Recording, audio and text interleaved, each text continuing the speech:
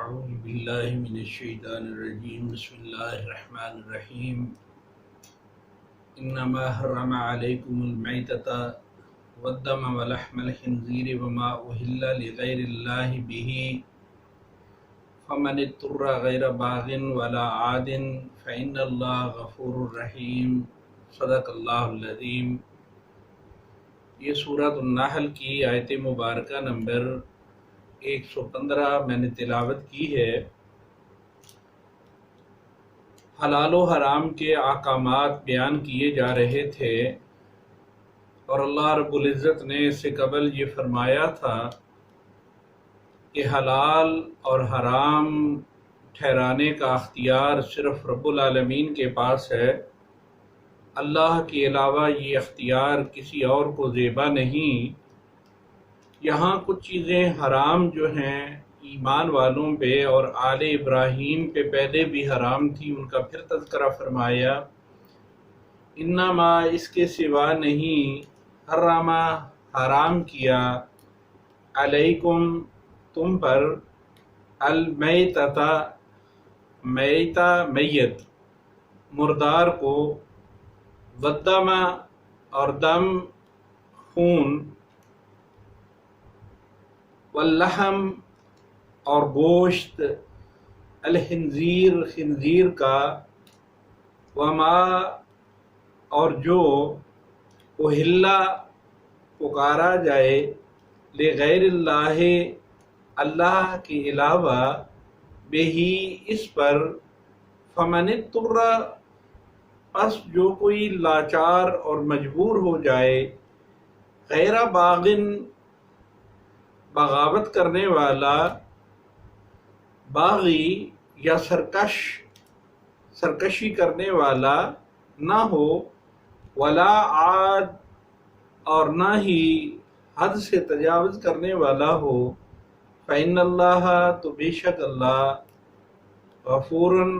بخشنے والا ہے، رحیم نہایت مہربان ہے۔ فرمایا کہ انما حرم علیکم المیتۃ والدم ولحم الخنزیر، اور اللہ نے تو بس حرام کیا ہے تم پر مردار، خون اور خنزیر کا گوشت، وما اہل لغیر اللہ بہ اور ہر وہ چیز جس پر نام پکارا جائے اللہ کے علاوہ کسی اور کا، فمن اضطر غیر باغ ولا عاد فلا اثم علیہ، فمن اضطر غیر باغ ولا عاد پس جو کوئی تم میں سے مجبور ہو جائے، اضطراری کیفیت میں چلا جائے، غیر باغ سرکشی کرنے والا نہ ہو، ولا عاد اور نہ ہی حد سے تجاوز کرنے والا ہو، فإن اللہ غفور الرحیم تو بے شک اللہ بخشنے والا مہربان ہے۔ تو قرآن کریم میں یہی بات فمن اضطر غیر باغ ولا عاد فلا اثم علیہ یہ کہہ کر بھی کہی گئی ہے کہ اس پہ کوئی گناہ نہیں اگر وہ استعمال کر لیتا ہے۔ ملت ابراہیمی کے اندر جو چیزیں حرام چلی آ رہی تھیں، رب العالمین نے قرآن حکیم کے اندر وہ چیزیں دوبارہ دہرا دیں اور ان کو ذکر کرتے ہوئے رب العالمین نے فرمایا کہ ملت ابراہیمی میں تو صرف یہ چیزیں حرام ٹھہرائی گئی تھی کہ میتہ میت، اس سے مراد ہر وہ جانور ہے جس کے حلال ہونے کے لیے شریعت نے ذبح کرنے کی شرط لگائی ہے۔ مردار کو اس لیے حرام قرار دیا کیونکہ طبعی موت مرنے سے خون اس کی رگوں کے اندر رہ جاتا ہے۔ ہم حلال جانوروں کو اگر اسلامی طریقے سے ذبح کر لیں تو پھر یہ سارے ہمارے لیے حلال ہو جاتے ہیں، لیکن اگر ذبح کے بغیر طبی یا غیر طبی موت مر جائیں تو وہ مردار کہلاتے ہیں۔ حدیث کی روح سے मछली और टिड्डी दल दोनों मुर्दार भी रब्बुल आलमीन ने हलाल करार दिए हैं। अदम खून, और कुरान हकीम में दूसरी जगह पे दमम मसफूहा बहता हुआ खून आया है। इसका मतलब ये है कि हम पर वो खून हराम कर दिया गया है जिसमें बहने की सलाहियत हो, जो जानवर के ज़िबा होने के बाद खुद ब खुद निकलता है, लेकिन जो खून जानवर के बाद हिस्सों से अलग नहीं होता, धोने से भी ख़त्म नहीं होता और जानवर के अंदर रह जाता है, वो खून हराम नहीं है। जैसे खरगोश का गोश्त है, खरगोश को जितना धोते जाएं इतना ही उससे खून निकलता रहता है। खून की आमेज़श से वो बिल्कुल पाक नहीं होता, लेकिन उसको हलाल करार दिया। ऐसे ही तिली जमा हुआ खून जैसे है, उसे भी जानवर के अंदर हलाल करार दिया गया। लहमल खिंजीर, खिंजीर का गोश्त, आयत में हुर्मत खिंजीर के साथ लहमा की कैद जिक्र की गई है। इमाम कुर्तुबी रहमतुल्लाह अलैह ने फरमाया कि इससे मकसद गोश्त की तखसीस नहीं, बल्कि इसके तमाम अज्जा, हड्डी, खाल, बाल, पट्टे सभी बेजमाई उम्मत हराम हैं, लेकिन लहम का लफ्ज़ बढ़ाकर इशारा इस तरफ है कि खंजीर दूसरे जानवरों की तरह नहीं है कि वो ज़िबा करने से पाक हो सकता है, अगरचे खाना हराम ही रहे,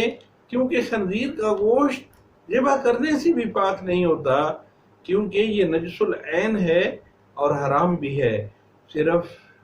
चमड़ा सीने के लिए इसके बाल का इस्तेमाल हदीस में जायज़ करार दिया गया है कि इसके बालों के साथ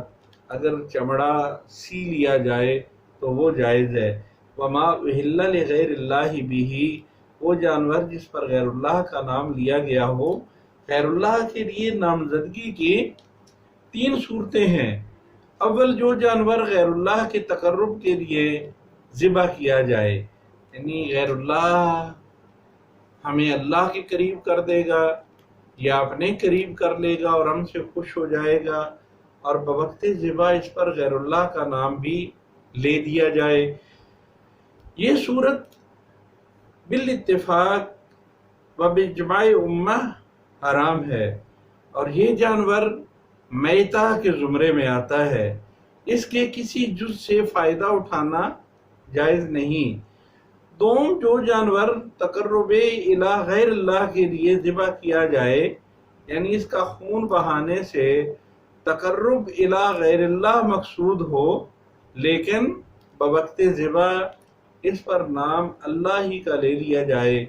जैसे बहुत से नावाकिफ मुसलमान बुजुर्गों, पीरों के नाम पर इनकी खुशनुदी हासिल करने के लिए बकरे, छतरे, मुर्गे वगैरह ज़िबा करते हैं, लेकिन ज़िबा के वक़्त नाम इस पर अल्लाह ताला ही का पुकारते हैं। ये सूरत भी बेइत्तिफाक फुक़हा हराम और मज़बूहा मुर्दार के मुतरादिफ है, यानी ज़िबा किया गया जानवर मुर्दार के मुतरादिफ है। और ये मुफ्ती मोहम्मद शफ़ी साहब ने तफसीर मारिफुल कुरान के अंदर लिखा है, सोम हर वो जानवर जिसको गैरुल्लाह के नाम कर दिया गया वो भी हराम है, अगरचे बवक्ते ज़िबा अल्लाह ताला ही का नाम लिया हो। इसलिए उलमाओ फुक़हा का इत्तिफाक है कि किसी जानवर को गैरुल्लाह के तकर्रुब के लिए अगर कोई मुसलमान ज़िबा करे तो वो मुर्तद हो जाएगा और इसका ज़बिया मुर्तद का ज़बिया कहलाएगा। अब चौथा मसला इसमें यह आता है कि नज़र ले गैरिल्लाह ये क्या है। चौथी सूरत एक और है जिसका ताल्लुक हैवानात के अलावा दूसरी चीज़ों से है, मसलन मिठाई, कोई खाना वगैरह, चावलों की देग, ऐसे ही कोई और खाना पका के जिनको गैरुल्लाह के नाम पर नज़र या मन्नत के तौर पर, जैसे हिंदू लोग بتوں پر چڑھاوے چڑھاتے تھے، اور ظاہر مسلمان بزرگوں کی قبروں اور ان کے مزارات پر چڑھاتے ہیں۔ حضرات فقہا نے اس کو بھی اشتراکی علت یعنی تقرب الی غیر اللہ کی وجہ سے ما اہل بہ لغیر اللہ کے حکم سے قرار دے کر حرام کہا ہے۔ اس کے کھانے پینے، دوسروں کو کھلانے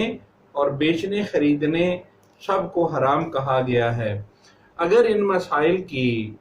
تفصیل آپ دیکھنا چاہیں تو تفسیر معارف القرآن کے اندر اسی آیت کے ضمن میں بہت تفصیلی احکامات حضرت نے نقل کر دیے ہیں اور مختلف فقہا کا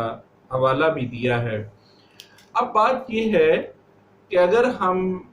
کسی کو ایصال ثواب کرنا چاہیں تو اللہ کے نام پہ ذبح کر کے اس چیز کا ثواب کسی بھی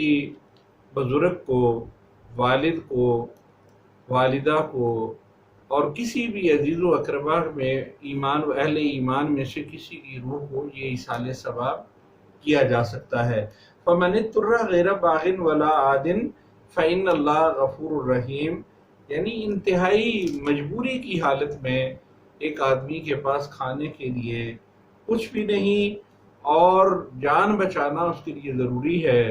کوئی اور چیز اسے مل نہیں رہی حلال، ساری کوششیں کر چکا لیکن وہ نہ تو حرام کھانے والا ہے نہ ہی حرام کی طرف وہ رغبت رکھتا ہے، نہ ہی زیادہ کھانے والا ہے، تو اتنا سارا کسی حرام چیز سے اس وقت کھایا جا سکتا ہے جب جان جا رہی ہو۔ جان بچانے کے لیے اگر وہ کھائے تو اس پہ کوئی گناہ نہیں۔ آج کے اس درس میں اسی ایک آیت کے مسائل ہی کافی ہیں جو کہ بہت ضروری ہیں۔ اللہ سے دعا ہے کہ وہ ہمیں قرآن حکیم سمجھنے